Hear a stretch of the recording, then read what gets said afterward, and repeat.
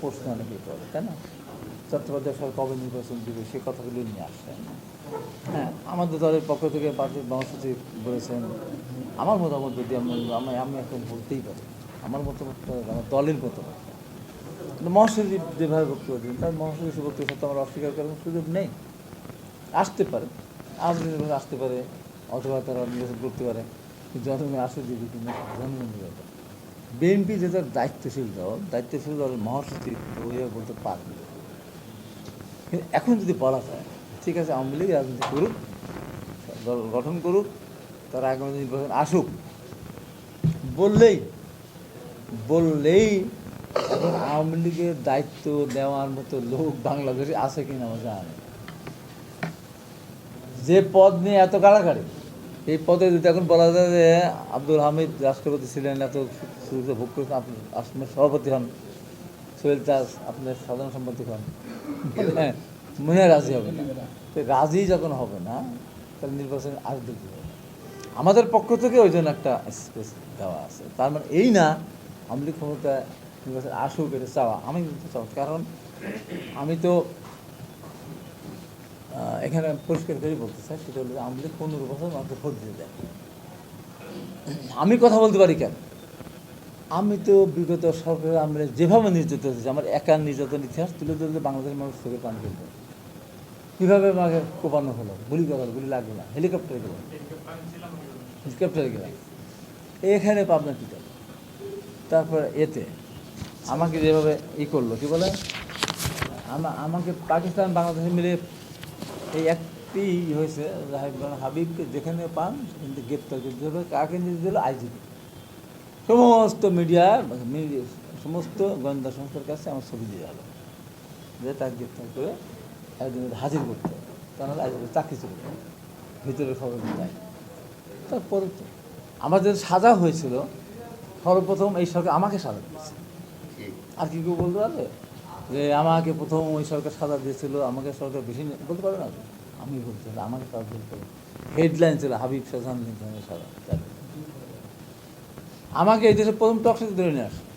ওই মামলা কিসে? আমার টকশো থেকে ধরে নিয়ে আসে, সেই মামলাতে 5-7টা মামলা।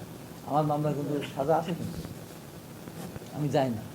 যা তোর সাজা দিয়ে এই সরকার আমি জেলে যাবো, সমস্যা নেই। তো কথা হলো, আমি তো বলেছি যেদিন সাজাতে আমি এখানে মিছিল করি ম্যাডাম খালেদা জিয়ার জন্য, বিশাল মিছিল, ম্যাডাম বিদেশি চিকিৎসার জন্য দাবিতে। যখন মিছিল হয় তখন আমার রায় হয়েছে, আজকে আমার একটা রায় হয়েছে, অন্য রায়, সেটা হতো, এটা ভালো খবর নেই আমার। সেটা হলো এই। তারপরে যখন আমি মিছিল শেষে আসলাম ওই মঞ্চে, ওই হাজার মানুষ হাত তুলে দিতে বললাম, হাত কাট দিলে।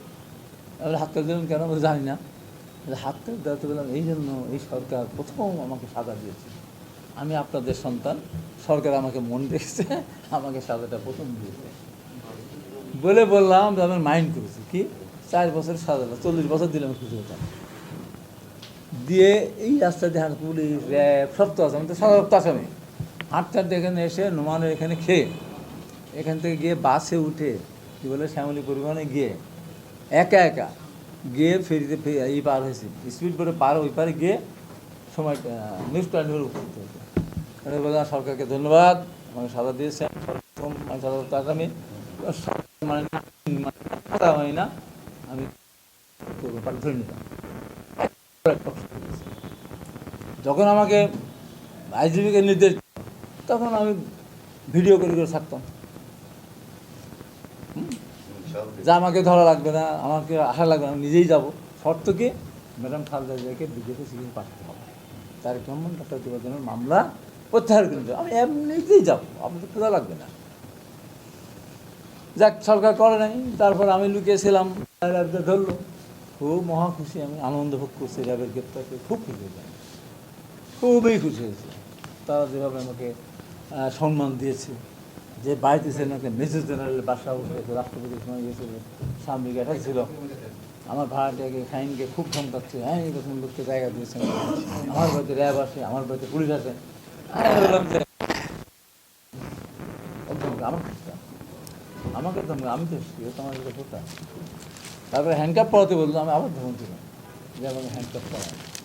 সত্য কথা বলতে মহাবিপদ করি, আবার সেখান থেকে আমি আসি না, ইনশাল্লাহ যে কাজে বেঁচে আসবো। এখন আসলে এই দেশের নির্বাচন কবে হবে কথা আসছে না, কবে নির্বাচন হবে? এখন সরকার প্রধান কী বলে? আমি তো পরশুদিন বাংলা মিশনে বলার সময় সরকার 100 দিনই বললাম কী হয়েছে। আমি বললাম দ্রব্যের দাম বেড়েছে, মানে সরকার কী ভালো কাজ করেছে ওইভাবে না, সরকার এই 100 দিনের কী উল্লেখযোগ্য কাজকে উল্লেখযোগ্য কাজের মতো ডিমের দাম 150 থেকে 190 বেড়েছে, চালের দাম কেজি 10 টাকা বেড়েছে, বললে তরকারির দাম বেড়েছে, পেঁয়াজের দাম বেড়েছে, আলুর দাম বেড়েছে, এসব বললাম। এই 100 দিনের মধ্যে হয়েছে। তারপরে আসলাম যে এখানে কিছু অর্থনৈতিক কিছু হয়েছে, কারণ রেমিটেন্স আসছে। আমি ওই বললাম ওই টিভিতে বসে বলতাম যে এই টিভিতে রেমিটেন্স পাঠাবেন না, এই জন্য পাঠায় যে গুলি কিনবে, বন্দুক কিনবে, আমাদের অত্যাচার করবে। এখন মানুষ রেমিটেন্স পাঠাচ্ছে, সেই আমার রিজার্ভ একটু বাড়ছে, কিন্তু কিছু না। তাই আপনাদের কাছে আমি কিছু বলতে চাই, কিন্তু আমি একটা ক্ষুদ্র মানুষ, আপনারা আমাকে মনে করেছেন। অন্য কেউ হলে আপনার প্রতিষ্ঠিত একটা ক্লাব, একটা প্রেস ক্লাব, সেটাকে বাদ দিয়ে আপনারা এত গুণী গুণী মানুষ, কিন্তু আপনার রাস্তায় রাস্তায় গিয়ে কত শিশুর মতো আপনার ঘুরছেন, তাই না? কত শিশুর মতো না?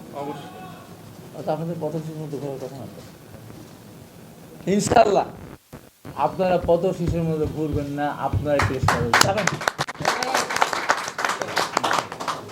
কারণ এটা হতে পারে না, হতে পারে না। এভাবে আটকে রাখতে কেউ পারে না, প্রতিভাকে কেউ ধ্বংস করতে পারে না, একজন অধিকারকে কেড়ে নিতে পারে না। সেই জন্য এই মানুষটার যা সাংবাদিকতার বয়স, প্রেস ক্লাবের এমন কোন সদস্য নাই যে ওনার বয়সে, তাদের যা বয়স আর ওনার সাংবাদিকতার বয়স তার থেকে বেশি, তাহলে উনি কোন যোগ্যতা হতে পারেন না? আমি ওইটা বলছি তো, দেখেন না।